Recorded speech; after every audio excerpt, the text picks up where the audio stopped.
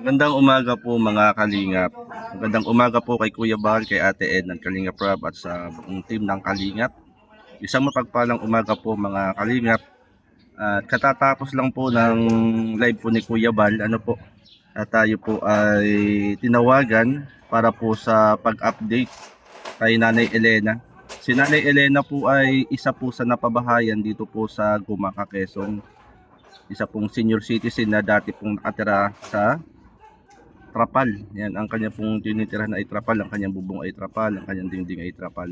At pupuntahan po natin kasi po ay may nakarating po na balita na si Nanay Elena po ay sumakabilang buhay na. Kaya ngayon pong umaga mga Kalingap ay pupuntahan ko po, papasyalan ko po para alamin ang sitwasyon at kalagayan ngayon po doon sa lugar ni Nanay Elena. Yan tayo po mga Kalingap, samahan niyo po ako.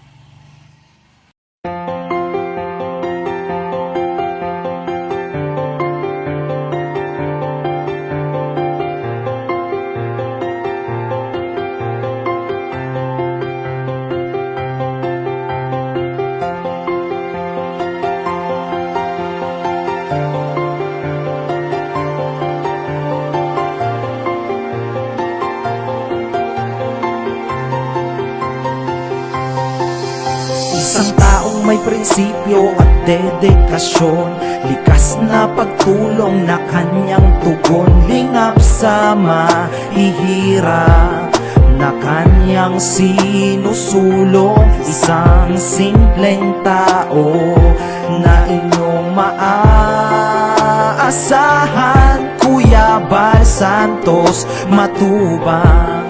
Kasiyahan ang dala para sa kanyang mga kababayan. At tulungan, walang alinlangan pag iyong kailangan. Iyong hinaing ay kanyang pakikinggan. Pusilak niyang puso, inspirasyon ng karamihan. Bal Santos Matubang, handa kang tulungan, walang alinlangan pag iyong kailangan. Iyong hinaing ay kanyang pakikinggan. Pusilak niyang puso, inspirasyon ng karamihan. Minsan sa buhay di mo akalain na merong tutulong aakay sa atin, lalo sa mga panahong tayo ay nalubog sa gantong suliranin. Bukas palad bukal sa loob, si Bal Matubang sa paglilingkod, patunay estado hindi basihan pagdating sa pagtulong at kusang loob. Para sa mga tao na higit na may kailangan ng kaakay sa panay, may lumaganap sa ngayon, malayo man ay malalapitan, nakahanda lumapag sa iyong destinasyon. Ganyan si Kuya Bal tumulong, kahit may balakid di uurong, abanti diretso patungo sa pwesto, kahit na malayo ay sinusuong. Para sa kababayan at mga nangangailangan, mapabata matanda, walang hindi tinutulungan niya ng kanyang. Ayan mga Kalingap, andito na po tayo. Ito pala. Ito pala oh. May ano. Ito pala. Ito po mga Kalingap oh. Elena M. Mirano. Ito po pala. Nakarating po tayo mga Kalingap para tingnan po natin sitwasyon po ng burol. February 12 pala pinanganak, 1936. Tapos February 2 namatay, 87 years old pala. Si Nanay Elena, parang mukhang ano rito, lalaki. Ayan mga Kalingap. Elena, tira nga. Ayan mga Kalingap, pupuntahan po natin. Ito po yung lugar nila, mga Kalingap. Grabe, nakatungtong ako. Sandali. Mga Kalingap, nakatungtong lang po tayo ng hindi ka nais-nais na dapat matungtungan. Yung lugar dito, ito po ay isa po sa napabahayan po ni Kuya Bal dito po sa Gumaca, Barangay Villa Padua. At nga po sa makabilang buhay na si Nanay Elena. Tingnan po natin mga Kalingap yung sitwasyon para sa update. Ito po yung lugar, yung mainit.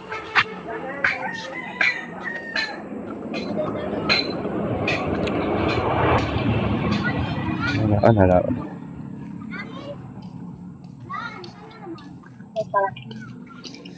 Kuya, saan nakaburol si Nanay Elena? Doon nakaburol? Sige, salamat ha. Si Nanay Elena. Dito daw po mga kalingap. Puntahan lang po natin.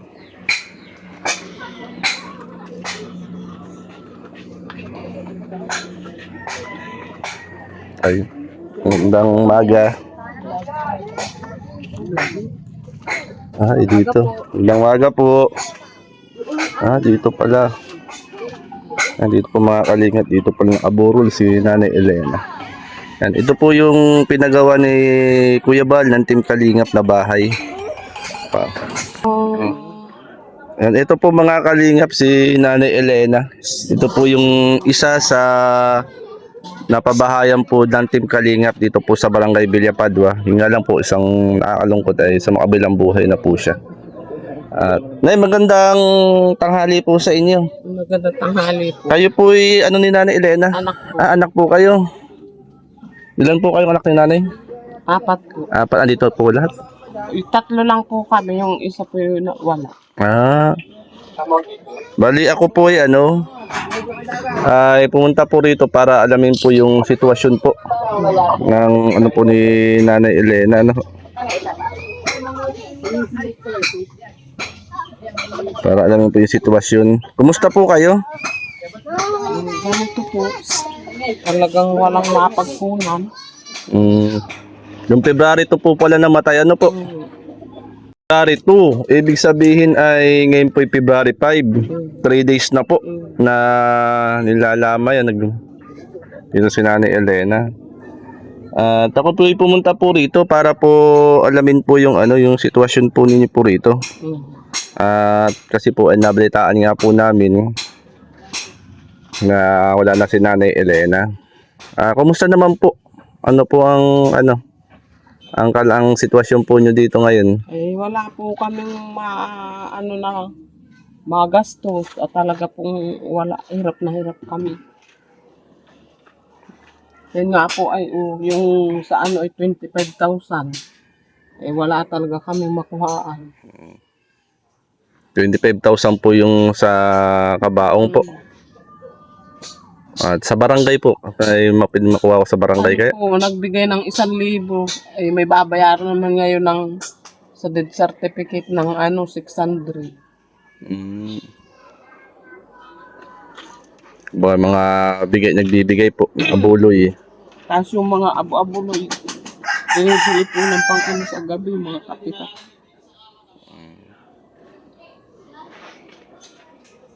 Yun po pala,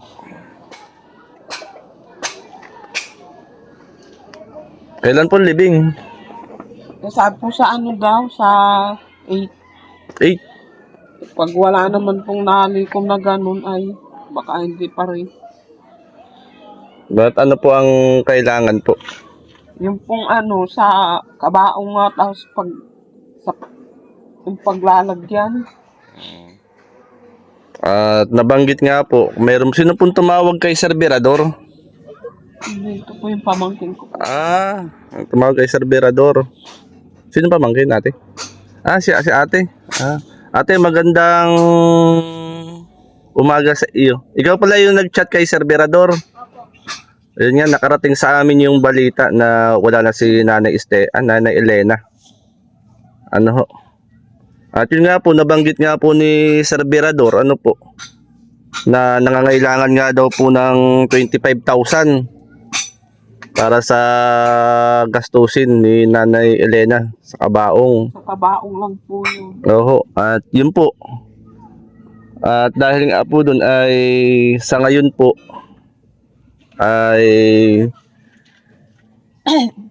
gumagawa po ng paraan para po makapagpaabot po ng tulong sa inyo At kanina nga po ay tinawagan ako ni Kuya Bal at nag-chat na rin po sa akin si Sir Berador. At nabanggit nga po ni Sir Berador kay Kuya Bal ang kailangan ay yung pambayad nga daw sa kabaong. Yun po yung nabanggit po kanina. Doon po sa live po ni Kuya Bal.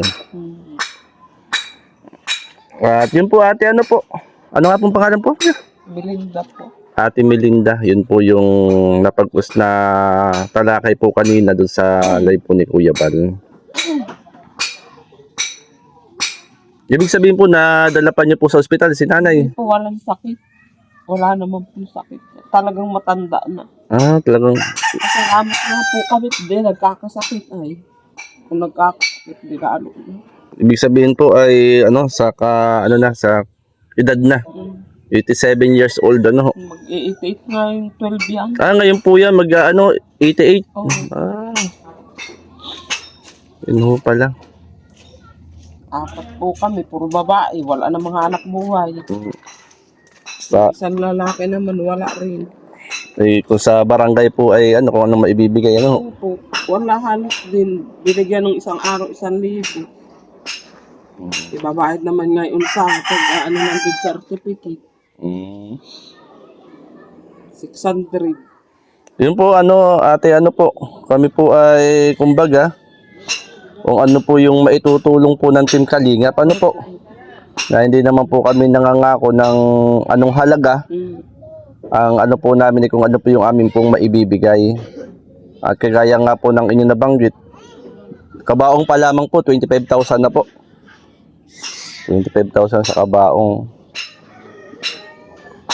At doon sa paglilibingan ay ho. Saan po ilibing? Diyan lang po sa Sa malapit po. Doon lang sa malapit. Yun po yung nabanggit ni Sir Virador nga po. Kanina kay Kuya Bal. Yan po dati pinupunta-puntahan ni Kuya Bal nung buhay pa. Oo, nakasama po ako dito ni Kuya Bal. Pagpunta po dito. At yun nga po, bali hindi lang po kasi dito sa Gumaca may landing pad. At marami rin pong mga tinutulungan sa Sorsogon. Karamihan po yung Sorsogon. Sorsogon ngayon, may landing pad din po kasi sa Sorsogon. Kaya ganun po. Pero nitong nakaraan po, andito po si Kuya Bal nung Martes. At may pinabahayan din po rito sa sa Progreso. Isang matanda rin po ang pinabahayan ni Kuya Bal. At 3 araw po sila rito. Friday po ng gabi sila umalis. Pabalik po ng Dait. Ay di kamamatay lang po nito. No? Ano po bang araw ng Kasi Ito yan eh. ito. Martes.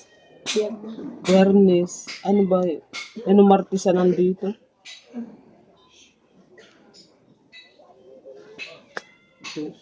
Yung ganun po nanay, bali pinapabot po namin yung paikaramay po.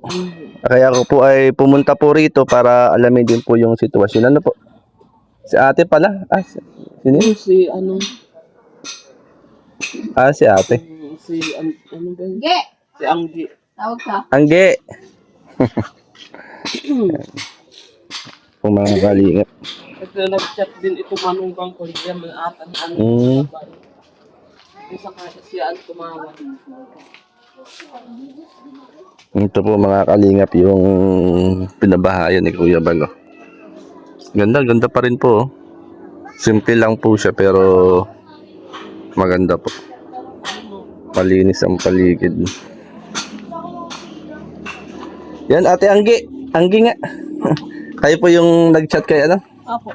Ano pong naging usapan po niyo ni Sir Virador? Ano daw po ay, pinaalap niya na daw po kay Sir Bal, kay Kuya Bal po. Ay sabi daw po ni Kuya Bal, ay sino nga po sino ay? May sinabi siyang pangalan na Ambassador Joby. Ay, Joby? Ikaw po ba yun? Daw po na nga. Jay, Lang po namin last napanood? sa live po. Kailan? Kahapon po, umaga. Ng mga ng tulong. Oo. Ano po, nag-message po sila kay Kuya Bal. Eh, baka po sa sobrang daming nag-aandit na papansin. Kaya dinry ko po kay Sir Virador. Hindi mapapansin ni sa dami nagme-message kay Kuya Bal. Tapos si Sir Virador naman po ang nag-message kay Kuya Bal. Kaya daw po. Tapos ikaw yung nag-message kay Sir Virador. Opo. Sa sino? Sino pa nag-contact po? Ako lang po nag-contact. Ikaw lang. Ganun baga dati. Sila po kay Kuya Bal. Kapag si Kuya Bal po ay sobrang busy ni Kuya Bal, dahil nga po abala si Kuya Bal din sa mga tinutulungan, baka di rin po napapansin yung inyo pong messages. Pero buti nag-message kayo kay Sir Virador. Dinry ko po at At napaabot naman yung kay Tawagan po namin yung number ni Kuya Bal. Nagre-ring po pero hindi po. Oo. Baka busy. Kasi daming tinutulungan din ni Kuya Bal. Kagagaling lang dito sa Gumaca. Puyat yata. Saan puyat? Yan po, nagbantay po ay. Hindi na pong mga lalaki nagbabantay sa gabi. Apo po niya. Alak. Pamangkin. Mm. Ayan.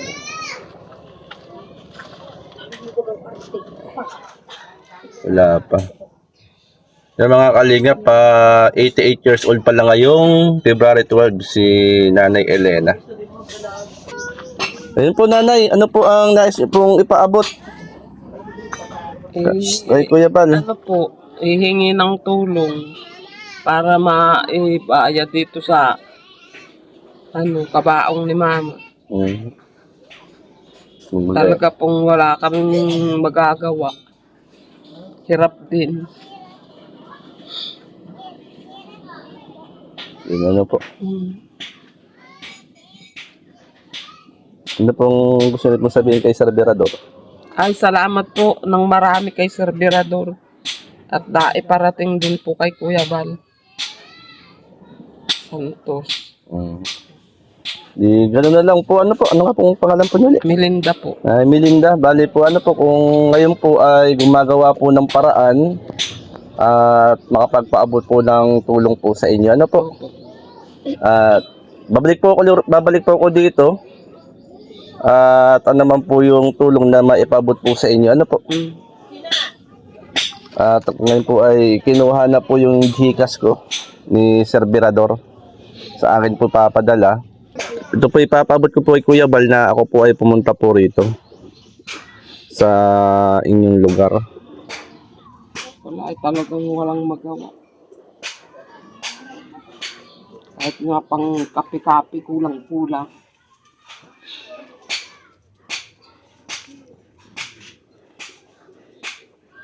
Kumbaga talagang ano Ed, yung Ng buhay, lalo sa mahirap. kumbaga sabi nga ay lahat ng pangyayari sa buhay ng tao ay ano, talagang itinakda ng Diyos. Buti nga po nakatagpo namin si Kuya Bal. Kung wala, di bahay nga po niyan dati, trapala. Nga po. Ang higaan lang niya na yung maliit na panara. Bali sulo lang po dyan si Nanay Elena. Ayaw niya sumama. Halimbawa, kukunin namin, ayaw niya. Gusto niya solo siya. Di hinahatidan lang po yun ng pagkain. Oo, hinaatidan. Itong nakaraan ay sinubo-subuan ko na ito. Talagang ayaw na kumain. Wala pong hinabilin sa inyo. Pero yun, yung parang hindi siya mamamatay. Bakit po? Gawa ng po, ay sabi. Pero nagsasabi na siya sa akin ng 2 araw na lang daw siya. Tapos sabi niya, isa daw ay kinakauna nung nanay niya. Kinakaw na daw po. Di sabi ko naman ay sasama ka mama. Sabi, oo, sasama na ako. Kinakauna ako ay. Nasabi ko po, wag kang sumama. Dito ka na lang, sabi ko sa amin. Sabi, ay, hindi, nahihirapan na rin daw siya. Hindi nga ho. Kumbaga ay si nanay ay may edad na. Ano? Buti nga, hindi niya nagkakasakit kung talagang pinapahirapan kami. Alam din naman niya.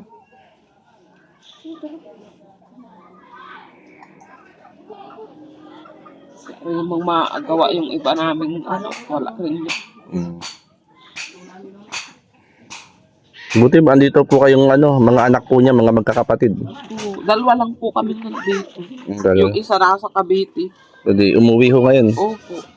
Nandun naman sa isa kong kapatid, yung pa 1 taon din, na namatay din. Nung February 4 kahapon.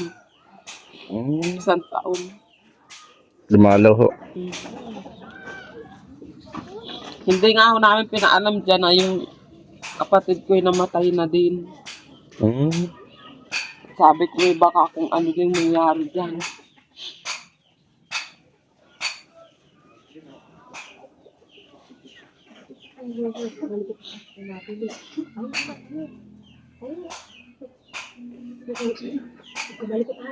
Sige po ate, ganun lang po. Balik na lang po ako dito para po sa update. Ano po? At kausap ko na po si Sir Virador. At update ko rin po kay Kuya Bal. Ano po? Kaya marami pong salamat. Salamat po ng marami. Ako'y tutuloy na rin po. Ano po? Di na po ako papasok. Saka po kay Kuya Bal, salamat po. Sa mga ano niya. At kahapon nga po namin nabalitaan po yun. At ngayon po ay natalakay po uli ngayon pong umaga sa live po ni Kuya Bal. Ano po? Ang usapan nga namin magkapatid at dadalwa lang naman kami dito na pag hindi yan na nakalikom ng hanggang ano, ano namin uli. Hanggang makalikom ng pambayad sa kabaong. Walang ano, pag yan ay hindi nabayaran, aalsin yan dyan. Alin po? Yan pong patay, aalsin nila ng salban niya. Pag hindi po nababayaran yung kabaong. Aalsin po saan? Aalsin, babawiin. Yung kabaong? Oo. Kahit nahigaan na ho? Oo. Okay ano ho? Ngayon ang ano ng salban niya. Baka naman po pwedeng makiusap. Ito naman ay kita rin naman po nila yung sitwasyon ng buhay po ninyo. Sabi nga nila walang ano, personalan yan. Yun nga po, kumbaga ay negosyo po yan eh. Negosyo po talaga po yan. Kaya kung ano yung policy po nila, wala tayong magagawa po dun. Sabi niya ay business is business. Walang personalan. Kaya nga po yung kapatid ko ay nangalakad ngayon. Saan po nalakad? Sa munisipyo. Pwede po yun. Tapos dito sa barangay kumuha ng papel para dalhin sa munisipyo. Hindi po ba sa yung mga samahan ng senior citizen? 1,000 nga lang po ang binigay kahapon. Sa samahan po ng senior citizen, sa mga barangay official po. Dito ay Pwede rin po ano, kahit paano yung tulong din. Sige po nanay, gano'n na lang po ano po. opo. Marami pong salamat, tuloy na rin po muna po ako. Salamat po din. Kaya kami po yung nakikiramay. Balik po ako rito. Pag hindi, ano ba ngayon? 5, 6, 7. Pag hindi po bukas, sa makalawa, ano po? Yan. Sige po, salamat po. Salamat po. Tuloy na po ako. Salamat po. So, mga kalingap, ating pong napuntahan itong lugar ni Nanay Elena. At inalam po natin ang sitwasyon, kalagayan po. Nabanggit nga po nung anak na wala pang pambayad sa kabaong. At kapag hindi nakabayad, ay babawiin. Ayan mga kalingap, ating pinasyalan para malaman natin yung sitwasyon.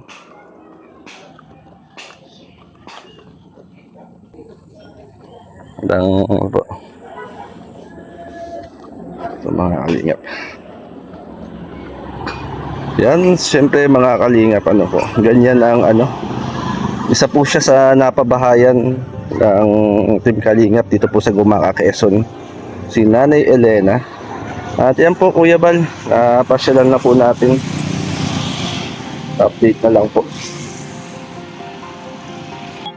Ayan, tayo na po mga kalingap at atin lang pong inalam yung sitwasyon po yung pangailangan doon sa pangailangan ng pamilya ni Nanay Elena.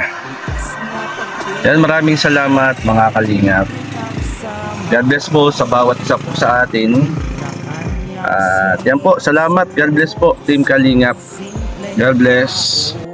Na inyong maaasahan, Kuya Bal Santos Matubang. Kasiyahan ang dala para sa kanya, mga kababayan. Lahat tulungan, walang alinlangan, pag iyong kailangan, iyong hinaing ay kanyang pakikinggan. Musilak niyang puso, inspirasyon ng karamihan. Bal Santos Matubang, hanggang tulungan, walang alinlangan, pag iyong kailangan, iyong hinaing ay kanyang pakikinggan. Musilak niyang puso, inspirasyon ng karamihan. Minsan sa buhay di mo akalain na merong